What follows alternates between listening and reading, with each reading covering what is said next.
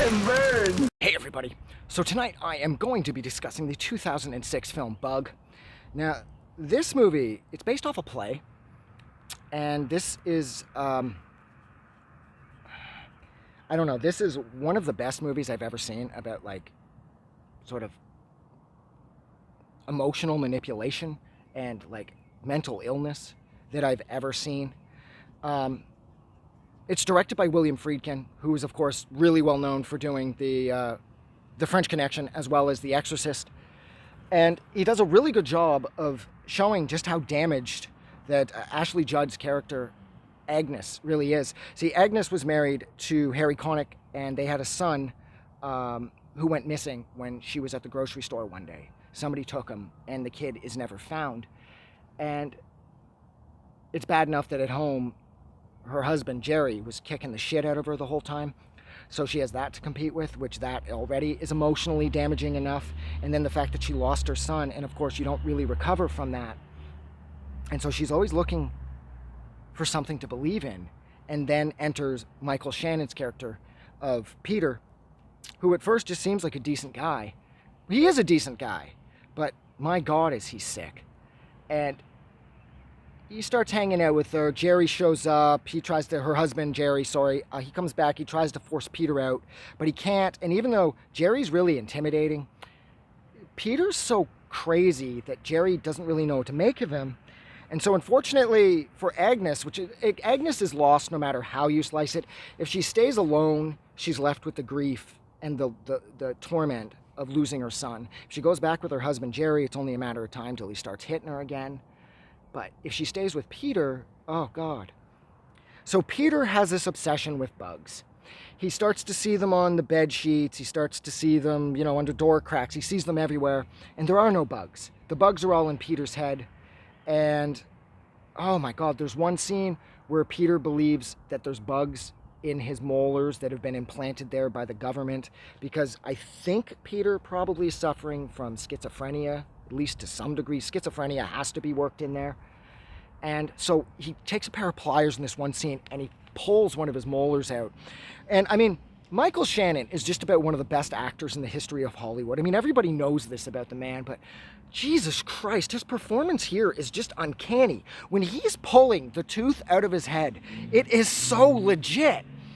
And then he smashes it, puts it under a microscope, and sure enough, there's these alien bug egg sacs that are in his molar. And him and Agnes, of course, I believe they're smoking cocaine, or it's crack, or if they're freebasing cocaine, I'm not sure which. So either way, they're doing some heavy drugs, and that's not going to help things. That's certainly not going to help with the paranoia factor. And then boom, the movie just switches. They live in this low-rent motel that Agnes stays in, and it's just like a regular looking 1 or 2 star motel in the middle of nowhere. But then once the full psychosis of the bug activity is taken over with the rampant and out of control drug use, and the whole place is covered in tinfoil, and there's a ton of black lights everywhere. And that's when, like, Peter's doctor shows up. And I'm not even really sure if this guy is Peter's doctor, because Peter might have been in the military. Oh, there goes my light.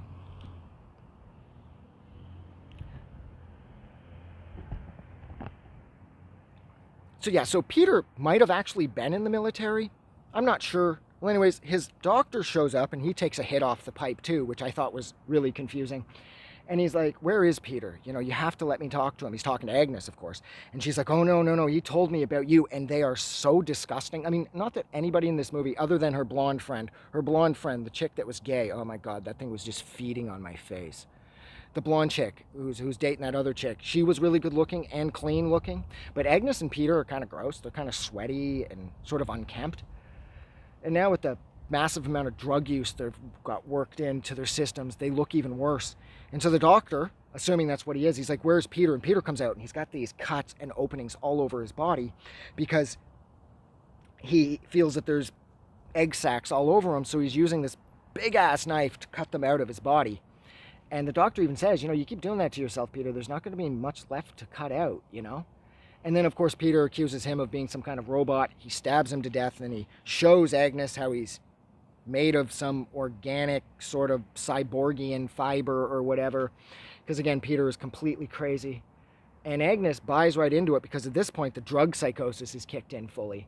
And I think that's just about the most tragic part of this movie, is it just shows the power of suggestion when it's introduced to somebody who is so emotionally damaged, and the crazy things that they will allow themselves to believe as the result of the trauma that they've had inflicted upon them, as a result of her losing her son and then being married to an abusive piece of shit like Jerry.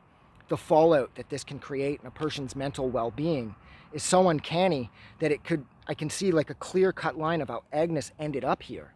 None of this movie feels over the top, other than the obvious fact that not a lot of people in the world are going to pull their teeth out because they believe that there's bug sacks in them. This movie does feel incredibly grounded in reality, just because, like I said, it's not that hard to wrap your head around somebody being able to be taken to these lengths, emotionally and mentally speaking, as a result of the trauma that was inflicted on them.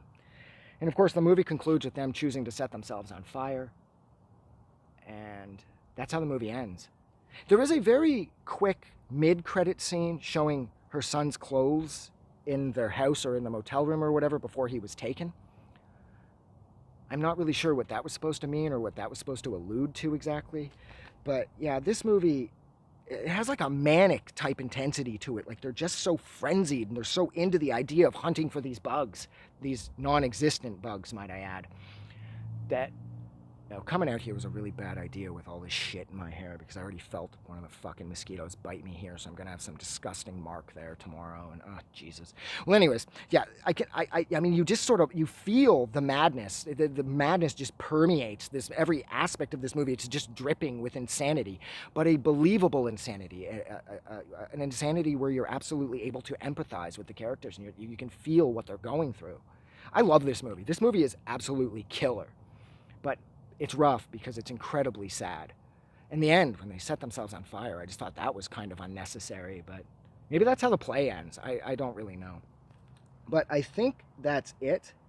I'm going to leave it there. So thank you so much for hanging out with me for 7.5 minutes while I discussed the 2006 film Bug. Like always, if you like this review or you like this movie, don't forget to go out and do something nice for somebody. But please, most importantly, never forget that the world is a way better place because you are in it. I'm getting out of here because I'm getting eaten alive. Have a good night.